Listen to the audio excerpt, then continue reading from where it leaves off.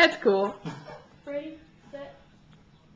Hey, hi, I'm Lawrencelahr with the Motorcycle Lair, and we're going to have a new little web show here on how to buy bikes, how to fix bikes, how to build bikes, a little bit of everything about motorcycles, from Harleys to metrics to customs to whatever you can come up with. If you ever had questions, you can always email them to me at mlahr@cox.net. First thing I want to tell you is that my name is Lawrencelahr. I am actually a Harley certified technician. I did graduate MMI here in Phoenix, Arizona. So I do actually know what I'm doing. I got the paperwork to prove it now too. All up there on the wall. From early model to late model to dyno work to anything you can imagine with Harley Davidsons that they've stuck out there, I've had to look at and try to fix it. First thing you want to do is let's talk about buying a bike. When it comes to actually buying a motorcycle, there's a couple different things you got to take into effect. First of all, your size. How much can you hold up? How long are your legs? How close is that bike to the ground? You might find a bike you really like, but if you're 5 feet tall, let's be honest, the big, fat, heavy bike is not real practical for you. If you can't touch the ground safely, then it's not something you need to be on. Bikes can be lowered, but you still need to look safe-wise. Way for all people to look at a bike is decide what type of riding they want to do, and if they're an experienced rider. If you're not a very experienced rider, the first thing you want to look at is a used bike. It's not worth buying a $20,000 motorcycle and dropping it, because then you're upset, and so is everybody else. Go out and buy a used bike, say spend $2,000 or $3,000, and you drop that, it's a whole lot easier to deal with than, say, dropping brand new Harley Davidson onto the ground. This bike personally is my 06 Harley Davidson Night Train. I've been riding for 10 years. I started off on a 250 Honda and worked my way up to a bigger bike. Now, a lot of people have to have a new bike for warranty or for that, and that's fine.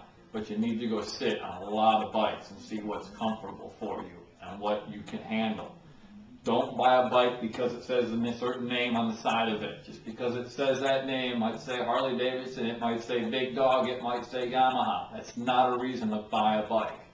You really need to buy something that you are real comfortable with, more than what everyone else thinks looks cool. Doesn't have to be brand new. Look at a lot of different style of bikes too. Big thing when it comes to style is you've got your Pro Streets, you've got choppers, you've got bobbers, you've got cruisers, baggers, a whole lot of different styles of bike out there. You just really need to find what's comfortable for you to ride on. Some people really like the cruiser style bikes.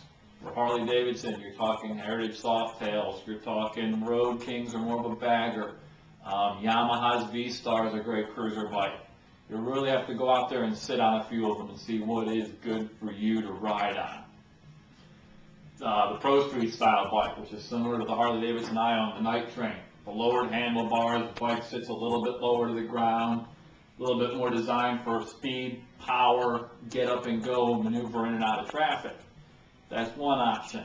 Some people really like the old school bobber look, which is a really big thing that's come back out in the last couple of years.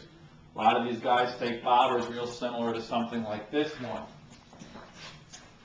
They run the old bobber style motorcycle, real short front end, not real powerful, real easy to maneuver, rigid rear suspension, a little bit rougher, but gets the job done. That's some extreme for some people. Other people like the big custom choppers that are raked out. You know, you got a 10.5-foot long bike. That's great. Not real maneuverable. If you're not a proficient rider, it will throw you. It's like getting on a horse. As soon as you forget to respect that horse, you will lose, and it will toss you. So it's really something you need to look into. When it comes to a big custom chopper, that's a little bit more money, and it's a little bit more time to keep them running. The problem with the choppers is a lot of those parts aren't real accessible. And if you don't buy a bike from a big name corporation building them, then it's harder and harder to find someone to fix them. Your other choice is to just have one built. I don't recommend trying to build one yourself if you're not experienced in motorcycles, because you will run into a lot of problems that you aren't ready for. Find someone like myself who's experienced in building bikes. I've personally built 3 of them. And you kind of have to go from there and have someone who knows what they're doing to build these things up, because it's not easy. Even on a bike, a stock Harley Davidson with all the parts, you're talking over 120 hours of labor, minimum, just to build a basic bike. More extreme the bike, the more hours you put into it. More extreme the front end, got to be built. More extreme the motor, got to build it up some more. It's really a lot that goes into it. You don't just take these things out of a box, turn the key and go. There's a lot more to it than that. So when it comes to buying your first bike, my big recommendation is usually to buy a used metric motorcycle. That way you can learn how to ride. Really recommend taking some of these riding courses out there because they will show you the basics on really what it takes to ride motorcycles safely. Remember, when you're on a bike, people in a car ain't going to pay a whole lot of attention to you. So you really got to think about it before you go out and buy that bike.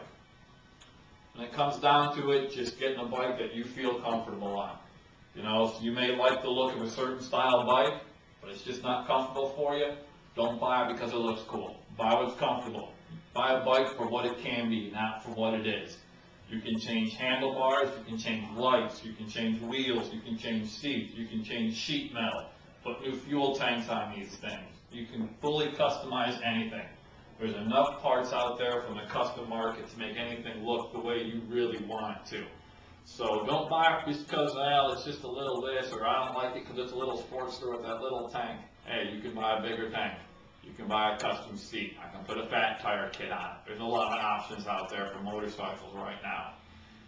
Getting more popular, gas prices keep getting higher. That bike looks real nice when you're talking 50 miles to a gallon and you only have 4.5 to 5 gallon fuel tank. So there's a lot of options out there for bikes.